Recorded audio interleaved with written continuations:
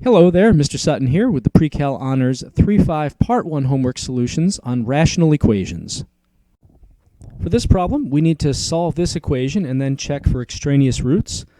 So since I've got a bunch of fractions here, I'm going to try to find the LCD and then multiply everything by that. Looking at my denominators, I have an 8 and an x. My LCD is going to have everything I need to cancel out both of those, so I need both an 8 and an x in the LCD. And now I'm going to multiply each thing by the LCD. So we have 8x times my first fraction minus 8x times the 7 over x equals, can't forget, an 8x times the 1 over there. Everything gets multiplied by the LCD. So now what happens here is on that first fraction, those 8's are going to cancel. This next fraction, the x's are going to cancel. So there's all the denominators gone, which is what we wanted. And then just cleaning things up a little bit, we've got x times 5 now. That becomes a 5x. Minus, we have an 8 times 7 for 56. And on the right side of the equation, this is just 8x times 1, so 8x. Cleaning this up a little bit and solving, we can subtract 5 from both sides, 5x from both sides. And dividing by 3, that's going to give us negative 56 over 3 for our answer here. But we have to just double check. If we plug this into any of the original x's in the original equation, is that going to make anything undefined? We see that if we do that, we're not going to get 0 in any denominators, so we're good to go. This is a perfectly fine answer, and we're done with this one. To solve this equation, I'd like to start by getting rid of all the fractions, which I can do if I find the LCD and multiply all the numerators by that. So for my least common denominator, to find that, I'm going to start with the, since these are all just numbers, I'm just going to start with the highest number and take multiples of that until I get something that's divisible by the others. So 7, not divisible by 4 or 2. Let's get the next multiple, which is 14.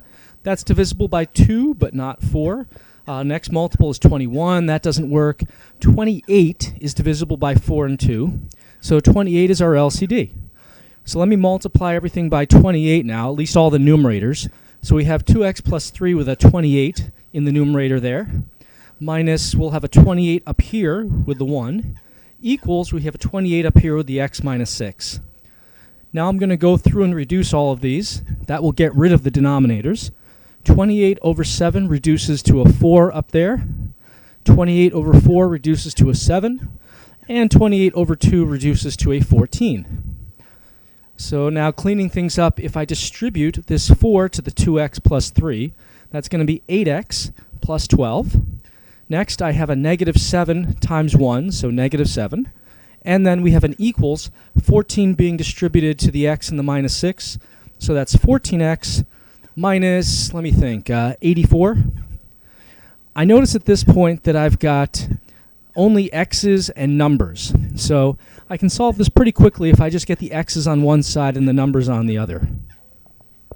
I think I'll just move my x's over to the left and my numbers over to the right.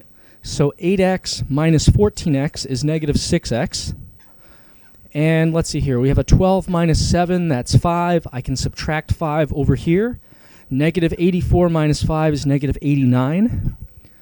And then to get x, I just divide both sides by negative 6, giving me 89 over 6, which I don't think can actually be reduced. So just doing a quick check here, if I plug 89 over 6 back into the original, I'm not getting 0 in any denominators. Nothing is coming out undefined. So we're going to accept this as our final answer. For this rational equation, we're trying to solve this thing. Might have to check for extraneous roots at the end also. To solve this, we want to get rid of the denominators, especially the one that has an x in it.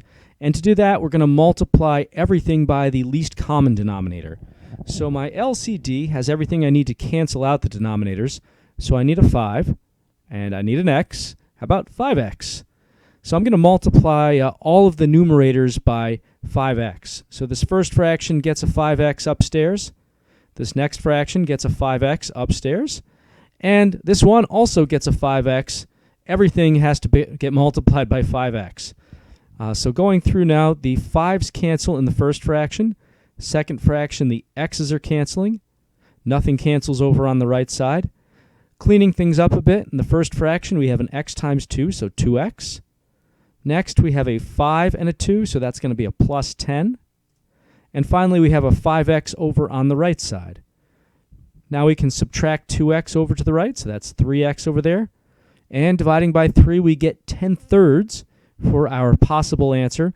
Just double checking, we see that 10/3, if I plug it back in the original, is not going to give me 0 in any of the denominators.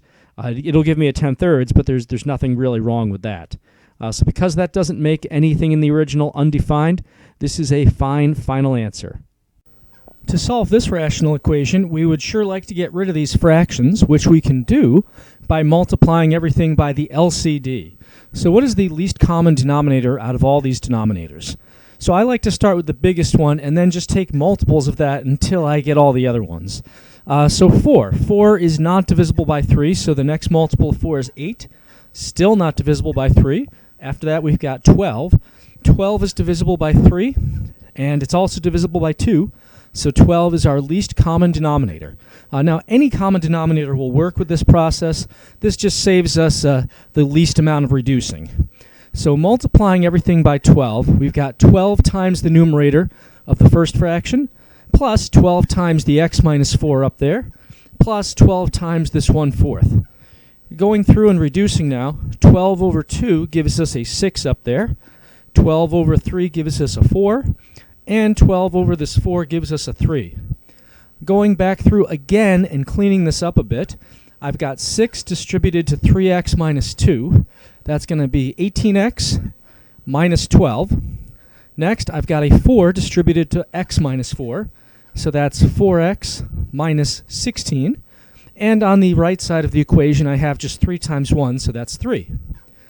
So taking a look here, I just have x's and constants. So if I just get the x's on one side and the constants on the other, I should be good to go. Let me start by simplifying the left side a little bit, though. So we have 18x plus 4x is 22x. And then negative 12 and negative 16 gives me negative 28. Still have the 3 on the other side. If we add the 28 over there, we've got 31. And dividing by 22 to get x by itself, I have 31 over 22 for an answer. Now, just looking back here, it looks like there's no way I'm going to make anything undefined by plugging in 31 over 22 into the original. So that means that my answer is good. On this problem, we're told that k equals 7 plus 8 over k, and we want to know the value of k squared plus 64 over k squared. So probably the most straightforward way to do this is to solve this first equation right here, and then just whatever we get for k, we'll plug it in to this expression. So to solve this equation, it'd be nice to get k out of the denominator. To do that, I'm going to multiply everything by the LCD of k. So I'm going to have a k times k on the left side equals 7 times k plus 8 over k times k. These k's are going to cancel in that last fraction. Cleaning things up a bit, I've got k squared equals 7k plus 8. And this is a quadratic, so I should be able to factor this if I just move everything over to one side. So I've got k squared minus 7k minus 8 equals 0. And now I just need numbers that multiply to negative 8 and add up to negative 7. So that would be positive 1 and negative 8. So k plus 1 and k minus 8 equals 0. Then I just go through and zero out each of these parentheses. So we have k equaling negative 1 and positive 8. So now that I've got some values for k, I just have to plug one of these into k squared plus 64 over k squared. So I'll go with negative 1 and see what happens. Negative 1 squared is 1. Let's see, 64 divided by 1 is 64. 1 plus 64 is 65. And that's one of the answer choices. Now, if you're worried about what happens if you plug in 8, I mean, we could just do this mentally real quick. 8 squared would be 64. And that would be, we'd be adding that to 64 over 64. So 64 plus 1 would still give us 65. So any way you slice it, we're going to go with choice D.